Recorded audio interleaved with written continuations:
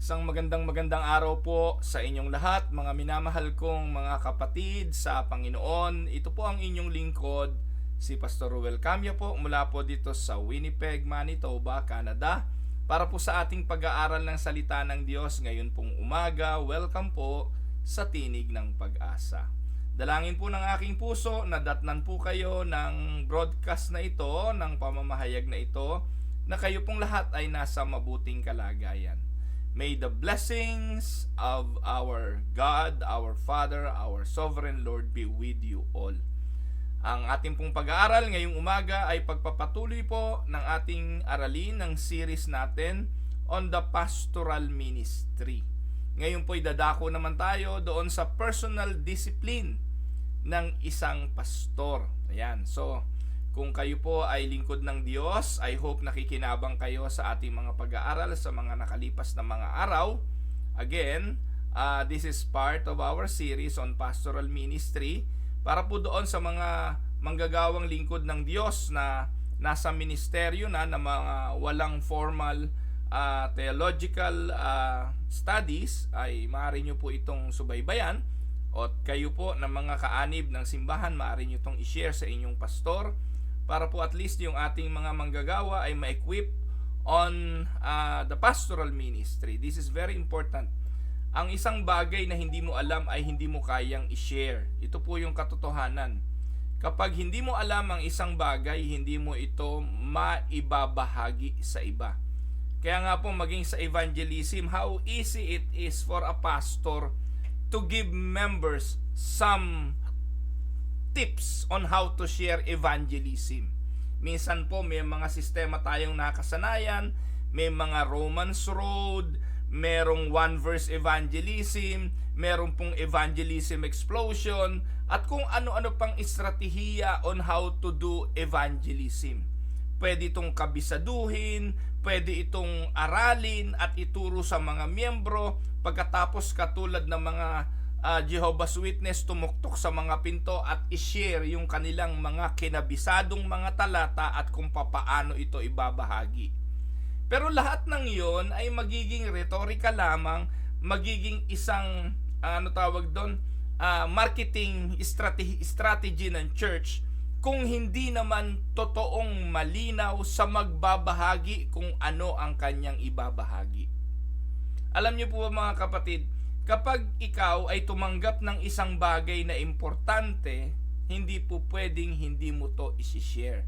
Katulad po sa sinasabi sa parable sa Biblia ng isang tao'y nakahukay ng kayamanan, hindi niya to ibabaon uli. No, ito'y kanyang gagamitin, ito ay kanyang isi-share. Ang isang mabuting bagay na tinanggap at naunawaan, kayang-kaya po itong ibahagi. Kaya when it comes to evangelism, ang akin pong nililinaw sa mga miyembro, hindi ang estratehiya, kundi ang evangelium o ang ang gospel. It is not the system, it is not on how you share it, kung hindi yung what you will share. Kasi naniniwala po ako, kung alam ng kapatid, ng miyembro kung anong kanyang ibabahagi, ma-share niya ito. So ganun din sa pastor. Kapag alam ng pastor kung ano yung kanyang role, kung ano yung kanyang gawain, automatic po yun gagawin niya. Amen po ba? Meron po kasi mga bagay na by theory alam niya, marahil, pero hindi naman niya naipuput into practice. That is a different story. No, tamad na lang yun. Ano po, yung marami pong mga ganong mga pastor alam niya paano execute, alam niya paano gawin, pero yung attitude ng pastor ng katamaran, hindi rin niya ginagawa. So ibang storya yon. Ang point dito, yung may willingness yung pastor, gustong-gusto nung pastor na maglingkod, pero ill-equip siya, kulang siya sa kaalaman paano to gagawin. At dito po papasok ang tinig ng pag-asa. We would like our pastors, our ministers na nasa ministeryo na, pero kulang doon sa know-how, kulang doon sa knowledge on how to do the ministry. Kaya for the past couple of days, weeks na, ay tinatalakay po natin yung pastoral ministry. And this is very important for the pastors. At wala naman po itong bayad, hindi naman po ito mahirap gawin, isang click lang ng share, i-share nyo sa pastor nyo. Problema na ng pastor nyo yun kung ayaw pakinggan. Problema na rin ng pastor nyo kung ayaw niyang makinig. Kasi ibinibigay naman natin itong walang bayad at wala po itong hinihinging obligasyon. At naniniwala po ako, if the pastor will just listen, the pastor can benefit from this. Amen po ba mga kapatid? So, walang malalim na theology rito. Ang ating pinag-uusapan dito ay personal disciplines of a pastor. Ito po yung darating na mga araw na ating pag-aaralan. So, let us now go to the topic. And the first thing that we will discuss when it comes to personal discipline of a pastor is the pastor schedule. Ayan. Pastors need a time management system. That is the very first thing that the pastor need to have. Yung tinatawag na time management system. Hindi ho po pwede na kapag nasa ministeryo, banat dito, banat doon, kung ano ang gusto, yun ang gagawin. Diyan po nagkakaloko-loko ang buhay at ministeryo ng isang pastor. Hindi po natin kayang gawin ang lahat. Dapat maintindihan ng isang lingkod ng Diyos na ikaw ay may mga obligasyon sa maraming mga bahagi ng iyong buhay. Opo, totoo naman. Ang pangunahin nating ministeryo ay ang Diyos bilang pastor. Hindi na tayo dapat nasa sidetrack ng ibang mga intensyon. Like for instance, paghahanap buhay. Sapagkat para sa atin, ang paniniwala natin bilang mga pastor, this is a full-time ministry na kapag pinasok mo ito, yung ministeryo ang tutugon sa pangangailangan mo. Anumang mga gawain na may kinalaman sa pagkita ng salapi para tugunan ng pangangailangan, para sa akin ay kakulangan ng pagtitiwala doon sa pangako ng Diyos na kapag sumunod ka sa Kanya sa ministeryo ng pagpapastor, He will provide. Kaso may mga pangarap po tayo maliban doon sa sundin ang kalooban ng Diyos at sundin ang Kanyang ministeryo, kaya nagkakaroon tayo ng pagtatalo sa ating mga puso kung tama lang ba ang pagpapastor o gumawa pa ng ibang paraan para matugunan pa yung mga pangarap na yon. So dun po tayo ngayon nagkakasuliranin. Hindi po ako tutol doon. Again, kung may mga pangarap na gustong magkaroon ng mansyon, magkaroon ng resort, magkaroon ng maraming pera, pangarap nyo yan eh. At kung gusto ng Diyos yan, ibibigay din yan. At ang paghahanap buhay at gusto nyong mag-sideline o kumuha pa ng another full-time job, hindi rin po issue sa akin yan. Pasya ng puso ng pastor yan eh. Kanya-kanyang diskarte, kanya-kanyang desisyon. Pero ang point ko rito, you need to know how to manage your time. Ito po'y personal kong karanasan. At maniwala man kayo o hindi, nung ako po'y nagtatrabaho bilang isang medical representative and a pastor at the same time, mas ang pakiramdam ko, ewan ko po kung totoo yun o pakiramdam ko lang, mas efektibo po ako. Bakit po? Kasi nung ako po yung medrep, at the same time may pastor, at the same time may nagsisimula ng pamilya dahil bagong kasal kami mag-asawa, bumubuo kami ng pamilya, bagong silang yung aking anak, talagang kailangan kong i-manage yung aking schedule by the dot.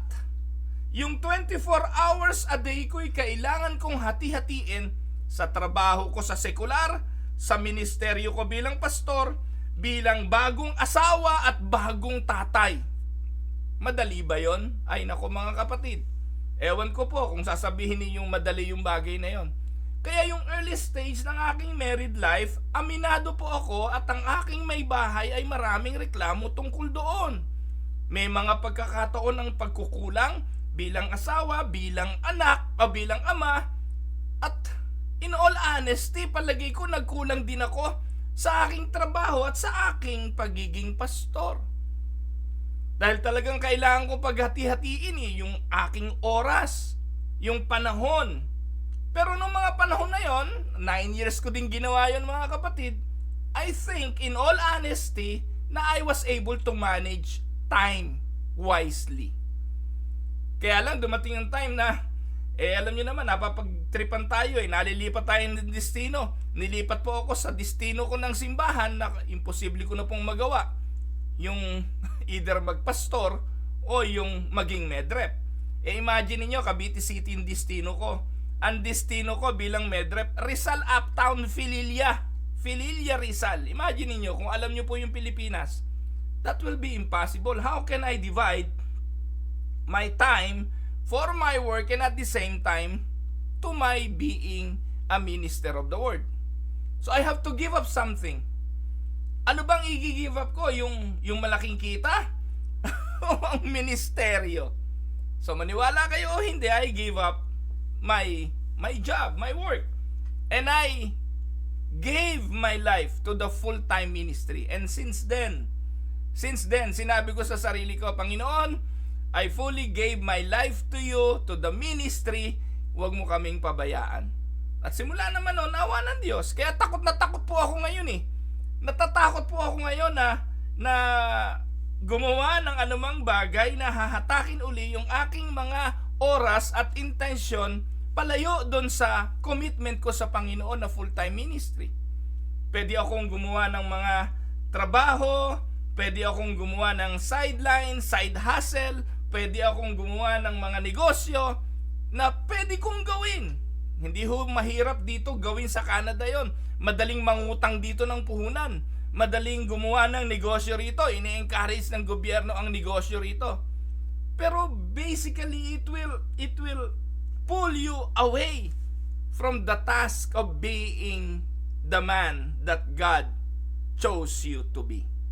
So, kaya ang topic natin ngayon umaga ay the pastor's schedule. Ano po? The need for a time management system in order to keep us on track to manage the church effectively. And to do this effectively, anong kailangan? We need to have a proper schedule. Ang tanong ay bakit? Ano po? Ang tanong ay bakit? Just to see all that is on your plate in the ministry as well as your personal life and how to juggle it, control it, and to do everything for the glory of the Lord. Alam niyo po, nakakita na ba kayo ng juggler? No? Nagja-juggle. Sooner or later, may malalaglag at may malalaglag. Ganun po ang nangyayari sa maraming mga pastor sa kadya-juggle ng mga bagay na tinatanggap niya sa kanyang schedule na kalaunan ay ilalaglag na rin niya. Kaya bilang mga pastor, we must make the most of our opportunities and relationships so we do not ignore anyone of any opportunities in our rush to accomplish something that was not thought o yung hindi naisip, hindi na planuhan at hindi nagawa na bigyan ng malinaw na attention. Kaya ito po yung ilang quotations. The author of these quotations is unknown. Ang sabi po, unless he manage himself effectively, no amount of ability, skill, experience, or knowledge will make an executive effective. And this is true among pastors. Unless he manage himself effectively, no amount of ability, no amount of wisdom, skill, or even experience will make him effective. Kaya, it boils down to one thing. Ano yun? The knowledge, the wisdom to what? Effectively handle your schedule. Sabi pa ho ng isang quotations, if we do not successfully manage ourselves, we will not be successful in managing others. Diba yan nga sabi ng Biblia, papaanong ang pastor mapapamahalaan ng iglesyang ipinagkatiwala sa kanya kung ang kanyang sariling sambahayan hindi niya mapamahalaan. Kaya ang isang qualifications ng elder, ng pastor, napapamahalaan ang kanyang sambahayan, yung kanyang sarili muna. Kaya this involves pastoral, personal discipline. Kaya sa umagang ito, Pastor, kung nakikinig ka sa akin, ang unang tanong, disiplinado ka ba? At kung meron mang unang titingnan sa pagiging disiplinado mo, ay yung oras mo, yung schedule mo. Amen? So anong dapat nating matutunan? The first lesson that the pastor must need to learn is this. 1. Pastors must be a good steward of their time. Tama? Napakahalaga ng oras, di mo na maibabalik yan eh. Time is the most precious commodity that we can have. Money, naku, come and go yan. Pero ang oras, it will come and it will go and it will not come back. Amen? Isang beses ka lang magiging 50 anyos. Bukas 50 sa isang taon 51 ka na. Isang beses mo lang mararanasan ang araw na to. Bukas ibang araw na. At dapat tayong maging mabuting katiwala ng bawat oras, ng bawat araw, ng bawat buwan at ng bawat taon. Kaya pastor, yung patulog-tulog, isa lang ibig sabihin, marami tayong pinalalampas na mga oras. Marami tayong sinasayang na mga pagkakataon. Dapat po tayo'y maging mabuting katiwala ng ating oras. Pero ito ang totoo mga kapatid. Pag nagbibiyahe ka, pag tayo nagbibiyahe, meron tayong luggage eh. Tayo po, pag nagbibiyahe, may pare-parehong sukat ng luggage. Yung carry-on, lalo ngayon, higpit ng mga airlines.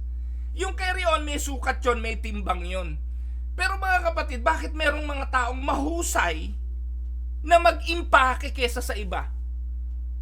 Merong mga tao na naikakarga nila sa isang maleta ang masigit na mas maraming mga bagay kesa sa iba. Ganon din po sa buhay natin. Sa bawat buhay, we only have 24 hours luggage.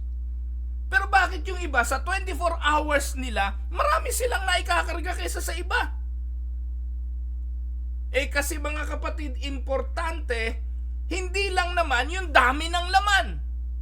Ang importante sa pag-iimpake kung ano yung kailangan. Ako po mga kapatid, hindi rin ako maraming magkarga sa aking bagahe. One thing that I make sure on my luggage are the things that I will be needing the most. Yung pagpumunta ako sa isang lugar na aking pupuntahan, yung dala ko hindi ko makikita doon. Kasi kung makikita ko lang din doon at mabibili ko lang din doon, hindi ko na dadalahin yon. Doon ko na lang bibilihin. Nakuha niyo po mga kapatid? Pero kung hindi mo makikita doon, o kung yung daladala mo ay makikita mo rin doon, you are just wasting baggages. Yung ano tawag doon? Space for your luggage. And that speaks of prioritizing. Sa buhay natin, hindi palibasa pagod ka sa dami ng ginawa mo ay epektibo yung ginawa mo. Hindi palibasa marami kang ginawa ay productive yung iyong ginawa.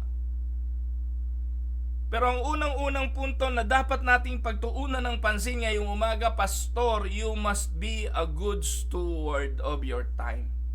A pastor primarily is a steward of what? Sabi ng Bible, we are a steward of the mysteries of God. Ano sabi ng 1 Corinthians chapter 4 verse 1 and 2? Sabi ni Paul, let a man so consider us as servants of Christ and stewards of the mysteries of God. Moreover, it is required in stewards that one be found faithful. Sabi ni Pablo yan, sana lahat ng mga tao i-consider tayo bilang mga tayo yung mga lingkod ng Diyos, katiwala ng misteryo ng Diyos. At bilang katiwala ng Diyos, hinihingi sa atin ang katapatan sa ating pagkatawag. Pastor must be a good steward of their time. Ngayon, ano bang definition ng dictionary sa salitang steward? Nako ulitin na naman natin to. Lagi na natin to naririnig. A steward is a person entrusted with the management of estates and affairs, not his own, but an administrator. So katiwala tayo. Katiwala tayo ng misteryo ng Diyos na ibinigay sa atin. At dahil ikaw ang katiwala ng misteryong yon, ibabahagi mo yon. Pag hindi mo yung ginawa, hindi nila makikita ang katotohanan ng Diyos. We are steward of that mystery. And the New Testament translated the word steward na ang kahulugan ay manager or a household or managing the household affairs. Yun ang steward. Sabi ng 1 Peter 4:10, as each one has received a gift, minister it to one another as good stewards of the manifold grace of God. Amen? Sabi nga, a steward is an individual who has been delegated authority by an owner to oversee possessions, property, and household affairs. Ito ang duty ng pastor eh. Katiwala tayo. Ngayon, sa laki ng scope ng trabahong yan, sa laki ng scope ng gawain yan, kailangan tayong maging mahusay na tagapamahala sa oras na yan. Amen? So, a pastor is responsible to make wise and honorable use of his or her time. Dapat tayong maging mahusay. Naku mga kapatid, umiikot po yung aking live. I don't know kung tayo po'y live pa rin. May notification po yung Facebook na mukhang hindi po ako naka-live. Anyway, paki-type nga po kung ako'y live pa sa comment. Hindi ko po makita eh.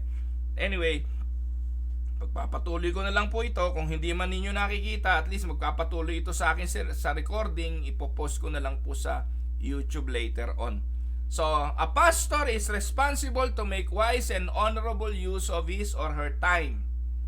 Sabi po ng Psalms 90 verse 10 to 12, sabi, ang oras natin mga kapatid, binanggit ko to kanina, pare-parehas lang. Meron tayong pare-parehong 24 hours. Pwede yung huling 24 hours mo na ito. Pwedeng meron pa uli bukas, pero walang nakakasiguro nito. Ang sabi ng Bible sa Psalms 90, 10 to 12, 70 years are given to us. Some may even reach 80. But even the best of these years are filled with pain and trouble. Soon they disappear, and we are gone. Who can comprehend the power of your anger? Your wrath is awesome as the fear you deserve. Sabi diyan, teach us to make the most of our time, so that we may grow in wisdom. Sa aklat po ng Proverbs 24:30, ano po ang sabi diyan? I went by the field of the lazy man, and by the vineyard of the man devoid of understanding. And there it was, all overgrown with thorns, its surface was covered with nettles, its stone walls was broken down, and when I saw it, I considered it well. I looked on it and received instruction. A little sleep, a little slumber, a little folding of the hand to rest, so shall your poverty come like a prowler, and your need like an armed man. Ano po ang instruction? A pastor is responsible to make wise and honorable use of her time. Letter C, a pastor will be accountable to the great shepherd for his or her stewardship. Ang unang-una po na ipagsusulit natin sa Diyos ay ang ministeryong ipinagkatiwala sa atin. Amen? Ano po sabi ng Hebrews 13:17? Obey those who rule over you and be submissive. Why? For they watch out for your souls as those who must give account. Sinabi po ito sa aklat ng Hebreo bilang paalala. Sundin natin daw yung mga naglilingkod sa atin at mag-submit na tayo sa kanila. Bakit? Kasi magsusulit sila sa Diyos eh. And take note, Pastor, time will come, we will all face our great shepherd and we will give an account sa mga ipinagkatiwala niya sa atin. Amen? Now, letter D. A pastor must possess all the qualities of a good shepherd. Bilang shepherd, bilang katiwala, hindi lang po dapat naman na tatanggapin yung mga bagay na ipinagkatiwala tapos hindi mo gagawin. Kailangan ang pangunahing role ng isang tagapaglingkod ng pastor ay kinakakitaan ng pagiging mabuting katiwala. Kasi ang lingkod ng Diyos, ang pastor, ehemplo. Amen? How can we preach stewardship sa mga miyembro natin kung tayo hindi naman mabuting katiwala? Katiwala ng resources na ibinigay sa atin? Eto, simple lang eh. The way you give will be an example to the members on how they will give. Yung lifestyle, natalakay ko na po ito eh. Yung lifestyle ng pastor. Yung lifestyle ng pastor, pinapanood yan ng mga tupa, ng mga miyembro. At kung anong lifestyle ng pastor, minsan ginagaya rin ng mga miyembro. Kung ikaw ay palautang, di palautang din yung mga miyembro mo. Kung ikaw ay maluho din yung mga... Kasi yun ang example na ipinakikita mo eh. Kaya nga ang pastor must possess all the qualities of a good steward. Ano yun? These qualities involve and include 1, faithfulness and loyalty. Kayo na po ang magbasa mga kapatid. 1 Corinthians 4, Matthew 21. Bilang mga lingkod ng Diyos, yan ang unang-unang dapat taglay at nakikitang mga quality sa mga pastor. Kasipagan, industriousness. Di po ba? Mga kapatid, ewan ko, ako po ipikon sa taong tamad. Yung bang puro salita lang, no? Puro pangako lang, gagawin, di naman gagawin. Kasi hindi po kami talaga naturuan. Sorry no, pero yung tatay namin, yung nanay ko, sila po ay mga halimbawa talaga ng kasipagan. Kaya yung mga kapatid ko naman, nakikita ko po masisipag eh. Wala pong mga tamad. At lagi pong sinasabi sa amin nung kami mga bata pa, kung gusto ninyong magutom, maging tamad kayo. At ang pastor, ilan yan sa mga qualities na dapat nakikita? Faithfulness and loyalty, industriousness, discipline and obedience, fruitfulness and productivity, humility and servant's heart. 5 yan.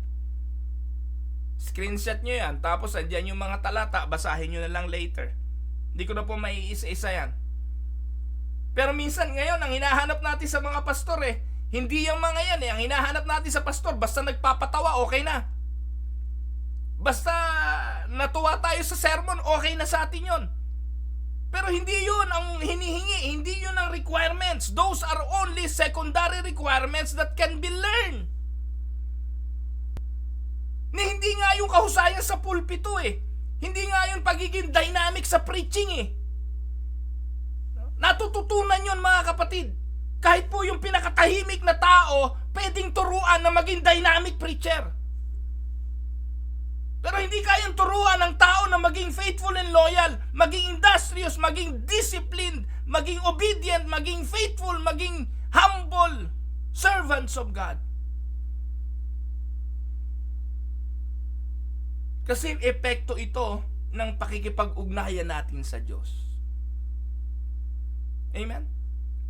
Kaya alam niyo mga kapatid, totoo lang, mas mahirap magpastor sa mga pastor kesa sa mga miyembro. Ewan ko, kayong mga nasa leadership, sa totoo lang, mas masakit ang ulo na magpastor sa mga pastor na kesa sa mga miyembro. Dahil inaasahan mo, dapat hindi na to ganito Dapat hindi na yan ganon. Dapat ganito na to. Kasi pastor na nga Pero totoo lang po, kahit pastor na, makikita natin ang kahinaan pa rin ng mga ito at ang patuloy na encouragement at ang pagpapatuloy na pag-aaral para sa ikalalago pa ng ministeryo. Kaya tinatalakay natin ang mga bagay na ito. This is for the pastors. And the pastors must possess these qualities of good steward. Amen? Letter E. Jesus emphasized the issue of stewardship in two key parables. Bubukas tayo ng parables. Magbabasa po tayo. Ano po? At medyo mahaba-habang basahan ito. Unahin natin yung Matthew chapter 25, 14 to 30. Samahan nyo ako. Bible reading tayo. Again, it will be like a man going on a journey who called his servants and entrusted his wealth to them. To one, he gave 5 bags of gold. To another, 2 bags, and to another 1 bag, each according to his ability. Then he went on his journey. The man who had received 5 bags of gold went at once and put his money to work and gained 5 bags more. So also the one with 2 bags of gold gained 2 more. But the man who had received 1 bag went off, dug a hole in the ground, and hid his master's money. After a long time, the master of those servants returned and settled account with them. The man who had received 5 bags of gold brought the other 5. Master, he said, you entrusted me with 5 bags of gold. See, I have gained 5 more. His master replied, well done, good and faithful servant.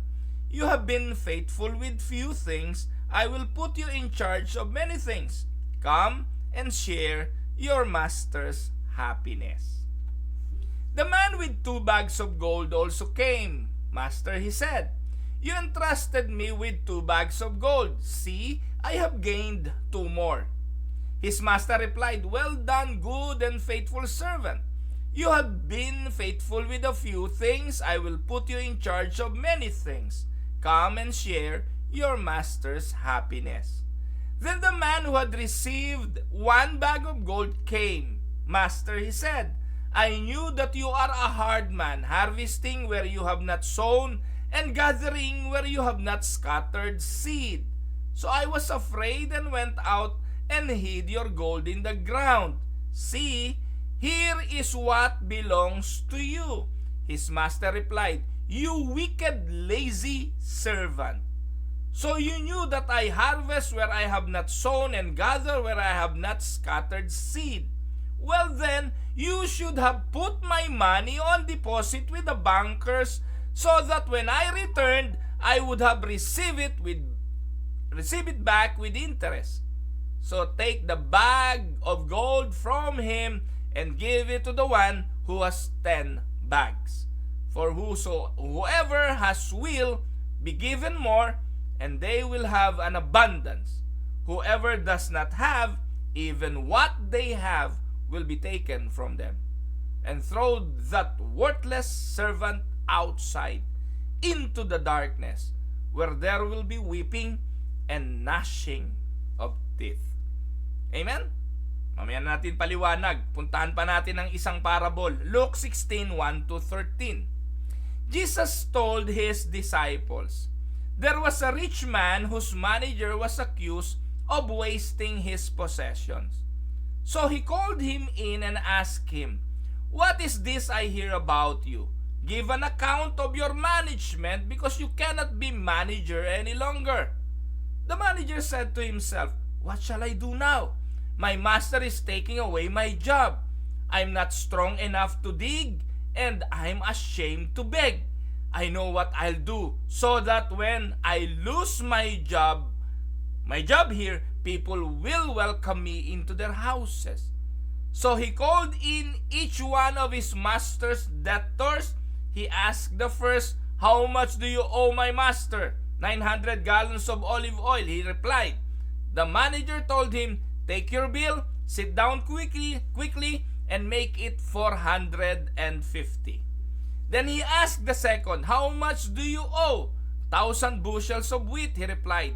He told him, "Take your bill and make it 800. The master commended the dishonest manager because he had acted shrewdly. For the people of this world are more shrewd in dealing with their own kind than are the people of the light. I tell you, use worldly wealth to gain friends for yourselves, so that when it is gone, you will be welcomed into eternal dwellings. Whoever can be trusted with very little can also be trusted with much, and whoever is dishonest with very little will also be dishonest with much. So if you have not been trustworthy in handling worldly wealth, who will trust you with true riches? And if you have not been trustworthy with someone else's property, who will give you property of your own? No one can serve two masters. Either you will hate the one and love the other, or you will be devoted to the one and despise the other. You cannot serve both God and money.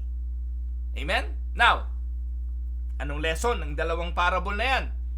No, here are some of the truths taught in these parables. 1. If we do not use what God has given, we will lose it. Amen?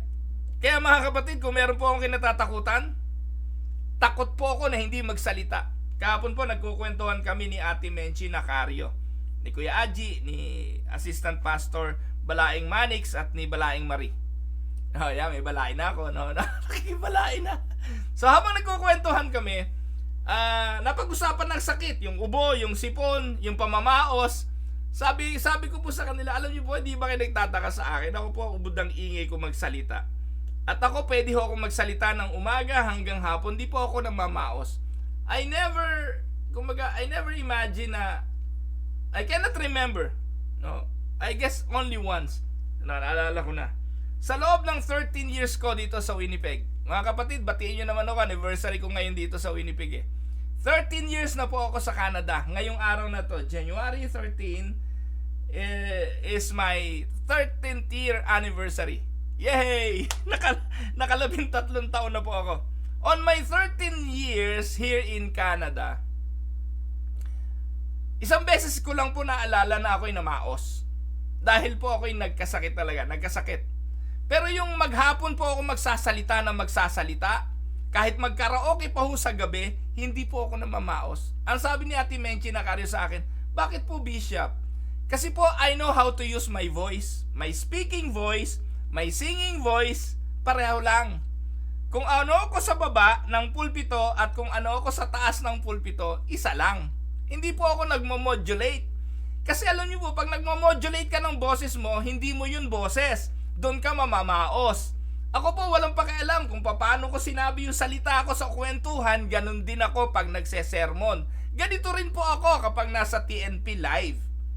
So hindi ka mamamaos kasi ito yung ibinigay sa'yo, ginagamit mo lang. Kaya ako po ito nabanggit, kaya natatakot ako na wag magsalita. Baka bawiin sa akin itong talentong ito. No, ito po'y kinukonsider kong talento kasi hindi lahat ng tao may capacity na magsalita maghapon. Pero God gave me that. God gave me that ability. Naalala ko po mga kapatid, kahit nung nasa Pilipinas po ako, nag-speak po ako ng umaga, Sunday school, pananambahan, pagkatapos training ng hapon, pagkatapos invitation sa hapon sa ibang church, may training pa sa gabi. No? Kaya nasabi ko po sa sarili ko, kahit maghapon, kaya ko magsalita. Hindi po ako namamaos because I consider that as God's blessing for me. And I was given by God by that talent. Kaya ginagamit ko po ito. Natatakot po ako na huwag gamitin, baka bawiin. Wala na po akong silbing pastor kapag sign language na lang. I cannot communicate the message anymore kapag binawi ang aking boses. Now, ganun din tayo. Ang oras natin pare-parehos lang. Pinagkatiwalaan tayo ng Diyos ng bagay na yon. If we do not use what God has given us, we will lose it. Amen?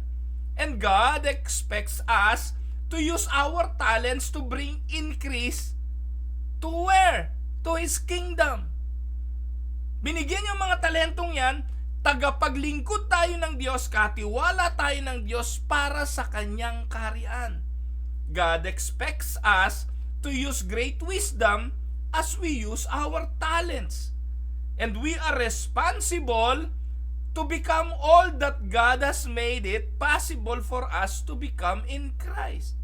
Even though God does not appear to be giving direct oversight to what we are doing, there will be a time of reckoning, a day of accountability.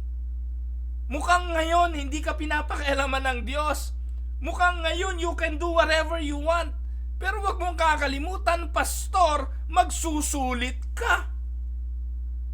At darating yung panahon, anong maririnig natin? Sa parabol na ating binasa kanina, mga kapatid, yung nakatanggap ng 5 talento at nakatanggap ng 2 talento, kahit magkaiba ang amount, ang sabi ng Diyos sa kanila, well done, good and faithful servant. Pero yung walang ginawa, yung ibinaon yung talento, yung hindi ginamit yung talento, itinapon sa labas. Wicked ang tawag.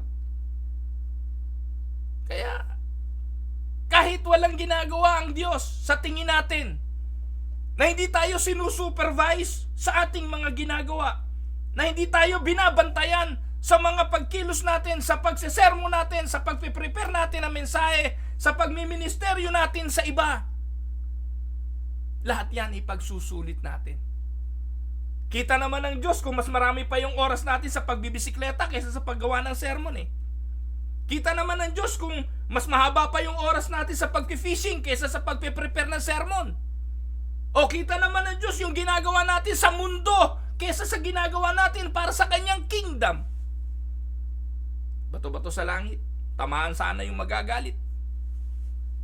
Kasi pastor ka eh. At bilang pastor, darating yung panahon, magsusulit tayo. Hindi na baling mahiya tayo ngayon at matauhan. Kesa yung pagdating ng araw, mapahiya tayo sa Diyos. At sabihin, ano ba naman, di ba lang kami napaalalahanan? At pang-anim, the industrious will be rewarded by the Lord. Ito ang realidad, mga kapatid. Hindi natin maitatanggihan. Yung masipag, nire-reward. Amen? Pinagpapala ang masipag. Kaya, tama naman yung theology mo. Tama naman yung doctrine mo. Na ang Diyos ang siyang gumagawa ng lahat ng bagay sa buhay natin. Ang Diyos ang pinagmumulan ng lahat ng ating mga lakas at mga talento. Pero hindi mo ba naisip, bakit ka binibigyan ng lakas? Di ba para gamitin para sa Kanyang kaluwalhatian? Hindi ba para gamitin para sa Kanyang kaharian? Hindi ba para gamitin sa ministeryong kung saan ka tinawag? Tandaan mo, mga kapatid, hindi ka binibigyan ng lakas, hindi ka binibigyan ng theological know-how, theological knowledge, doctrinal accuracy para lang sa sarili mong kapakanan. It will be for the kingdom of God. Magpakasipag ka na yung alam mo, ibahagi mo. And devote your time on doing so. Amen? Why? Because the industrious will be rewarded. Kung merong isang nakakabuisit, yung taong alam mo ang galing, yung alam mong puno ng karunungan, yung alam mong mahusay ang pinag-aralan pagdating sa pagpapastor, pagkatapos nung nagpastor na, nagtulog lang, diba? Ano tatawag mo doon? Diba? Tamad. Konting yakap, konting halukip-kip. Diba? Yun ang sinasabi ng Proverbs. Pampito, the wicked and slothful will be judged by the Lord. Yung tamad, yung mga shrewd, no? Nabasa natin sa parable yan eh. Paano ka pagkakatiwalaan nung makalangit na mga blessing kung dito sa lupa hindi nga tayo mapagkatiwalaan. Paano kapag kakatiwalaan ng marami? Yun nga konti, hindi ka maging mabuting katiwala. And we will be judged. Amen? Faithfulness over small things will qualify us for greater things. Amen? Salamat sa mga bumati ng 13th anniversary. Wala po tayong handa. Ito po yung handa natin, mensahe ng salita ng Diyos. Ayan. Number 2. So, ano dapat gawin? So, nakita po natin mga kapatid, yung unang punto na ating pinag-usapan, pastor must be good steward of his time. Ayan. Ngayon, number 2. The pastor must organize a schedule with purpose in mind. And this means the pastor must establish priorities. Ano sabi ni Pablo? Pakinggan niyo po ito, mga mahal kong pastor. Philippians 1:9-11. And this I pray, that your love may abound still more and more in knowledge and all discernment, that you may approve the things that are excellent, that you may be sincere and without offense till the day of Christ, being filled with the fruits of righteousness, which are by Jesus Christ to the glory and praise of God. Tingnan natin yan sa iba't ibang mga translation. Sa Williams translation, ang sabi, so that you may always approve better things. Sa Knox, that you may learn to prize what is value. Ito po yung sa NIV. So that you may discern what is best. Sa New Living Translation, for I want you to understand what really matters. Ano ibig sabihin niyan? That you may approve the things that are excellent. ESV. Ibig sabihin mga kapatid, ano yung i-approve mo? Things that are excellent. And that is prioritizing. Katulad ng bagaheng binanggit ko kanina, ang ikakarga mo sa bagahe mo, yung mga bagay na pinaprioritize mo. Now, sa 24 hours ng buhay natin mga kapatid, anong mga inilagay natin sa 24 oras na to? Kayo, nasa Pilipinas, magpapahinga na ngayon. Ganap na pong alas 10:21 ng gabi. Bago ka matulog, bago ipikit ang mata mo ngayon, anong ginawa mo sa maghapon? Anong priority na ginawa mo sa maghapon? I-exempt kaya natin ang linggo. Kasi pag linggo, maraming ginagawa para sa Panginoon eh. Nanambahan tayo, sisimba tayo, maghapon na tayo sa simbahan, may pananambahan na sa umaga, may vesper pa sa hapon. Pero what about the Monday? Lunes. Nang tayo'y nagkakilala, Martes hanggang Biyernes uli. Anong sabi diyan? That you may approve the things that are excellent. When we talk about priorities, we are talking about value that we ascribe to things in relationship to the other things in our lives. Mga kapatid, God wants us to value what is most valuable. He wants us to value what He values. Amen? Kaya nga bilang pastor, anong priority? Sa Acts chapter 6 verse 2, ito ang sabi. Then the 12 summoned the multitudes of the disciples and said, it is not desirable. Ano ibig sabihin nun? Hindi mabuti. Hindi kaaya-aya. Hindi tama na iwanan namin ang pangangaral ng salita ng Diyos at maglingkod sa lamesa. Those are two things that are good. Those are two things that are necessary. Kasi bilang pastor, trabaho mo ring intindihin ang kalagayan ng mga miyembro. Tama? Kalagayan ng mga miyembro when it comes to their material, physical needs. Pero bilang pastor, ang primary purpose mo, hindi dun sa material at physical needs ng miyembro. Ang pangunahing role mo ay ang kanilang spiritual. Ano ba ang priority mo, pastor? Yun bang gawaing spiritual o ang pagtugon sa pisikal. Marami akong kilalang pastor, ang gagaling sa panunuyo sa mga miyembro. Halos magpaalipin para sa mga miyembro. Mabuti yan kesa do sa mga pastor na ubod ng tatamad, hindi nagbibisitation, hindi man lang nagka-counseling. Okay yon. Pero mga kapatid, wag mong kalilimutan, ang priority mo is preaching of the word and prayer. It is not desirable that we should leave the word of God and serve tables. Meron po akong isang kilalang pastor. All praises ang mga miyembro sa kanya. Pinupuri siya ng mga miyembro kasi itong pastor na to, kahit baha, bumabagyo daw. Sabi ng isang miyembro, naku, tuwa ako sa iyo. Birthday ng pastor nandun din ako. Naku, salamat pastor, hindi kita makakalimutan. Kasi nung birthday ko, bahang-baha hanggang dibdib. Pero dumating ka sa birthday ko, ikaw ang unang-unang bumati sa akin. Pagbukas ko ng pinto, ikaw yung nandun sa baha. Iniisip ko, sabi ko, naku, kaya ko bang gawin yun?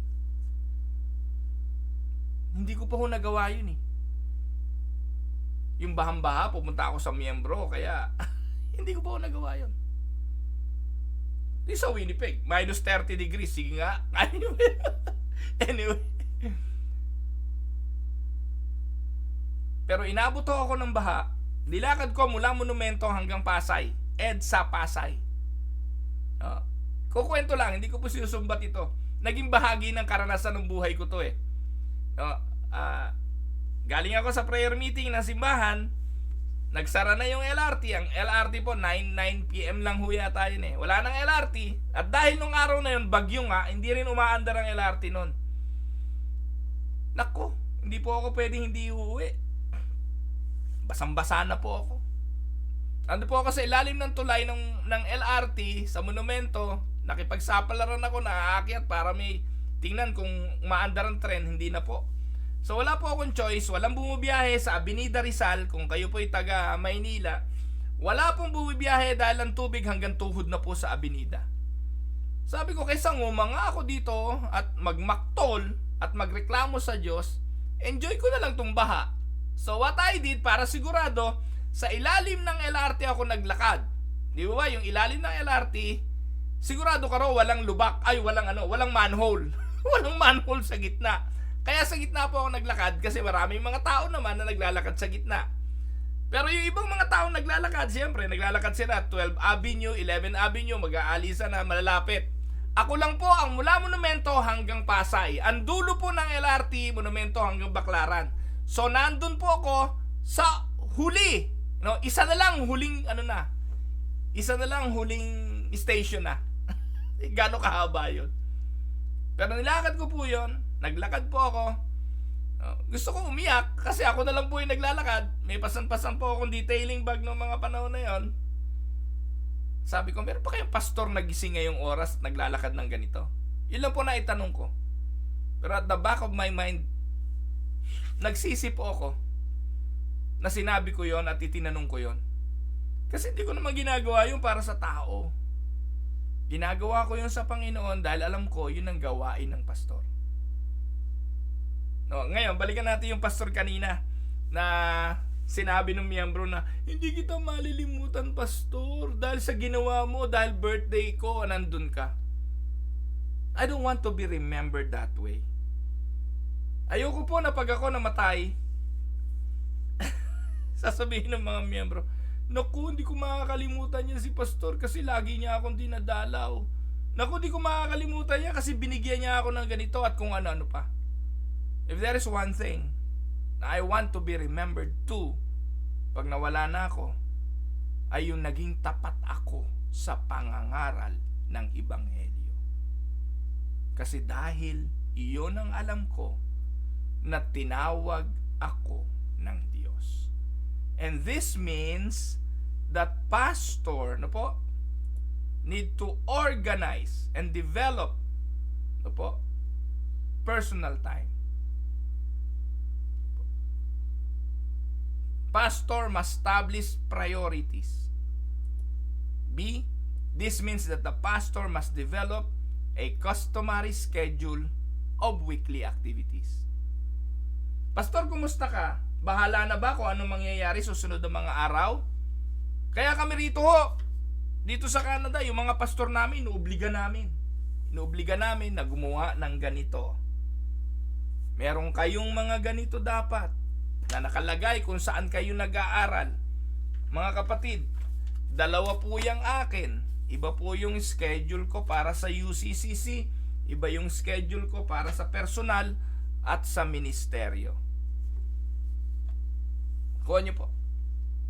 Fill in the church schedule, yung mga services and activities. Put in a day off that is really a day off. Lagay nyo rin. Sa mga oras na yan, di ka pwedeng abalahin. Day off nga eh. Tapos, fill in your normal working hours. Sa oras na ito yung oras na gagawa ka ng mensahe. Sa oras na ito, nag-aaral ka. Sa oras na ito, kung gusto mo mamalengke, nandun din yung oras mo para saan? Sa prayer, study, sermon preparation. Fill in times that you are going to set aside for counseling and prioritize the remaining time based on personal goals you have established. And this includes, council meeting, ministry, staff meeting, leadership meetings, kasama rin na visitation, personal exercise, physical exercise, etc. Kaya wag mo sabihin, pastor, wala naman akong mailalagay. Wala kang ilalagay pag wala kang gagawin. Kaya bilang pastor, dapat meron kanyan. Dapat na-schedule mo yan. Dapat ay meron kang proper scheduling tools. Pang-pito, maintain balance ng spiritual, ng physical, ng emotional, ng material, and memorize your schedule to avoid overscheduling or double scheduling. Hindi mo yan maiwasan. Ako po may rule na, mga kapatid, na ipinapaalam ko sa mga miyembro para walang tampuhan. Ang lagi ko sinasabi, pag ako po ay merong personal invitation sa inyo, for example, birthday, anniversaries, o personal needs ninyo, just make sure na kayo ang una. Dahil pag nagkapareho kayo ng oras kung sino na una, siyang priority. Kahit ikaw pa yung pinakamalaking magbigay sa church, pag hindi ka nauna, pasensya. Kasi minsan ganun ang mga pastor eh. May schedule niya, naka-schedule na, tapos humiling itong mas malaking magbigay. Hindi. Kakancel yung nauna, bibigyan ng priority yung malaking magbigay. Huwag ganun. Kaya nga importante, nakasulat na yung schedule. Kung ano yung schedule, ikaw ang magsasabi dun sa huling nag-imbita, pasensya na po kayo, hindi ko kayo mapagbibigyan, may nauna na. Kung gusto ninyo, ang option, ilipat natin ang schedule nyo. Ngayon kung hindi, pwede naman po na ang ating katulong ng pastor o ibang pastor ang inyong imbitahan kung hindi nauubra. Nakuha niyo po. At alam niyo mga kapatid, kung meron akong kinatatakutan lagi bilang pastor, yung may makakalimutan akong schedule. Kaya aside sa aking kalendaryo na nandito sa opisina ko, nakalagay pa rin yan sa aking cellphone, natutunog at ire-remind ako every morning, every waking hour. Ganito pala. Birthday pala ni ganito. Happy birthday Kuya Lito Raimundo kahapon. Kaya yon, kahapon birthday niya, lunchtime, may invitation kami. Early morning, 6 a.m., nag-alarm. Lito Raimundo's birthday invite. Diba? Hindi mo makakalimutan. So, ito po yung mahalagang gawain ng pastor. A, this means the pastor must establish priorities. B, this means the pastor must develop a customary schedule of weekly activities. And C, this means planning ahead. Failing to plan is a plan to fail. Knowing where you ultimately want to go will help you in the every decisions you will make with the specific use of your time. Tama? Merong tinatawag na 7 stages of strategic planning process. Mabilis lang to. Hindi ko po ito iisa-isahin pa. No po?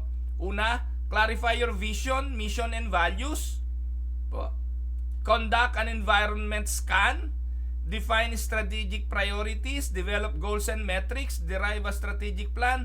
Write and communicate your strategic plan. Implement, monitor, and revise. Those are 7 stages of the strategic planning. May mga pastor ang katwirang ganito eh. Uy, wag nating gawin ng simbahan na parang corporate. Wag nating gayahin yung mga corporate leadership na yan. Mga kapastor, wag naman pong ganon. Ano bang kaibahan ng organisasyon ng simbahan sa ibang organisasyon? You need to be organized. Hindi pwedeng bahala na, suntok sa buwan at kung ano mangyari, gano'n na lang ang mangyayari. Maging si Jesus nagplano eh.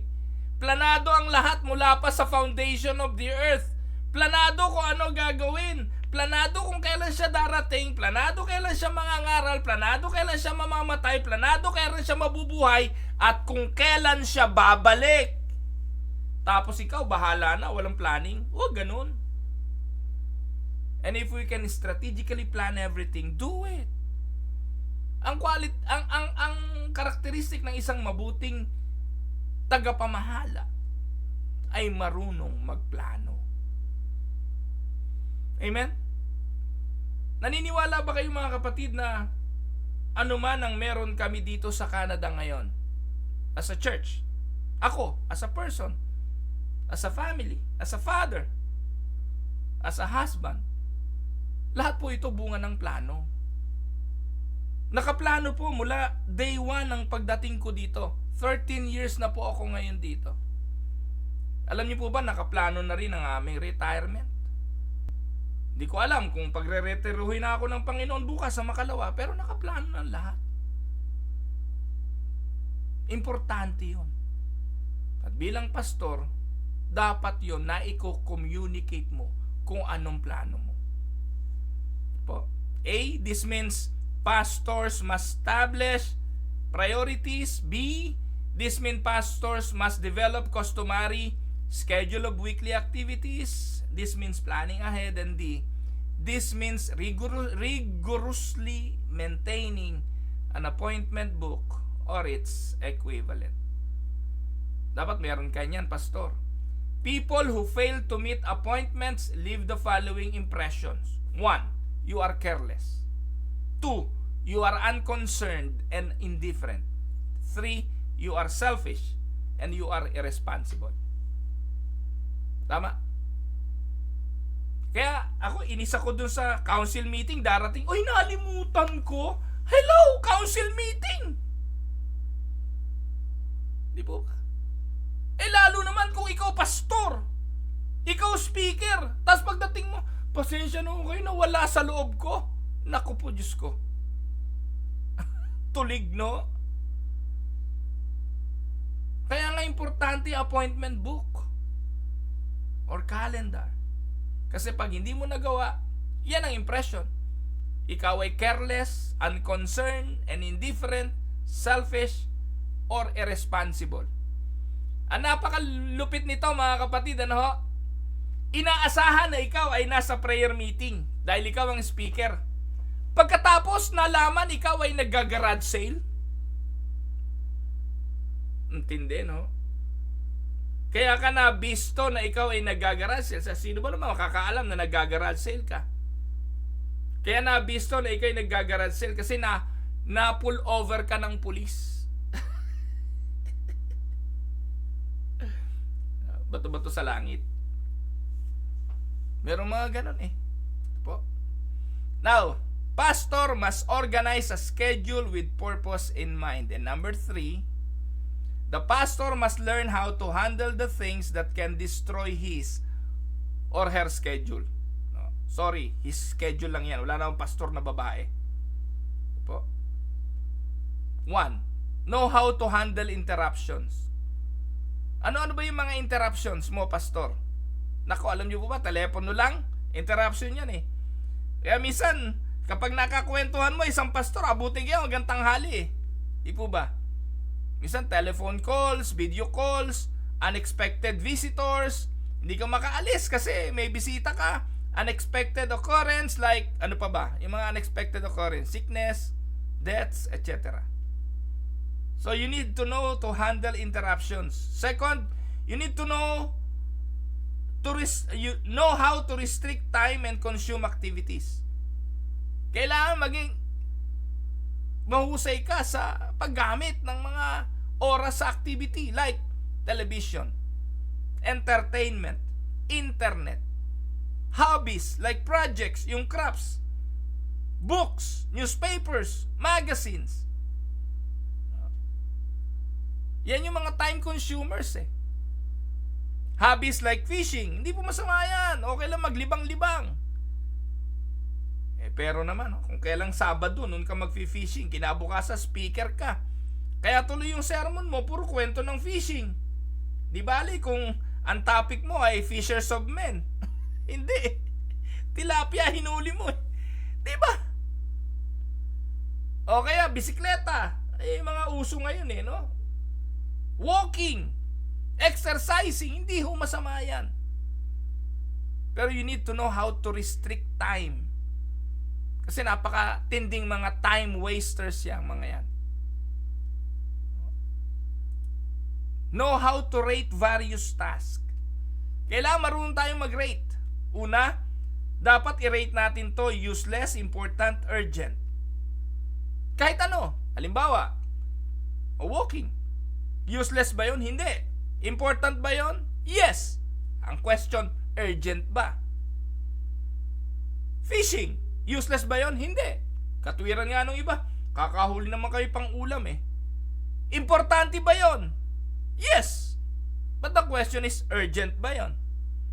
So we need to know how to rate. Tama? We need to know what is good, better, and best. At ang huling rate ay my will, their will, God's will. Para kanino ba ito ginawa? Para sa sarili? Para sa iba? O para sa Diyos? Ayan. Pang-apat, the pastor must learn how to keep his or her schedule in balance with other responsibilities. Our life consists of several aspects, including A, our spiritual life. Ano ba yung spiritual life? This deals with our relationship with God. Kailangan balance yan eh. Yung lahat ng aspeto. Spiritual life, family life. Ano yung family life? This deals with our relationships with our immediate and extended family. Our church life. This deals with our relationship with the local church and the people of God. Ministry life. And this deals with our relationship to our ministry in the body of Christ. Meron letter E, vocational life. This deals with our relationship with your career. Kung may work ka pa, engineer ka, architect ka, attorney, doktor, at kung ano pa maliban sa pagpapastor. Ganon din yung tinatawag na social life. This deals with your friends, your relationship with your friends. Tapos meron pang personal life. And this deals with our personal pursuit of happiness, pursuit of entertainment, hobbies, etc. Ito yung me, myself, and I time. Tandaan po ninyo, all of these aspects of our life are competing for one resources.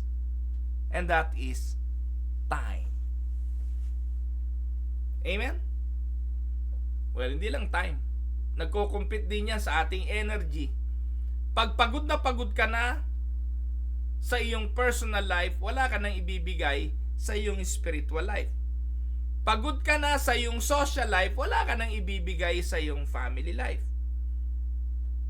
Imagine niyo kung gaano karami ang aspeto ng iyong buhay na dapat marunong kang magbalanse. Amen? What place do these things have in your life?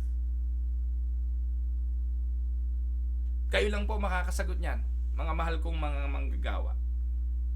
At sana, ang dalangin ng aking puso, dalahin kayo ng pagbubulay-bulay sa katanungang ito, sa bagong commitment ng paglilingkod sa Diyos. What place do these things have in your life? Ito po ang inyong lingkod, si Pastor Ruel, ano ba yung buhok ko? Si Pastor Ruel Camya po, mula po dito sa Winnipeg, Manitoba, Canada, para po sa ating pag-aaral ng salita ng Diyos ngayong umaga, dito po sa Tinig ng Pag-asa. God bless mga kapatid.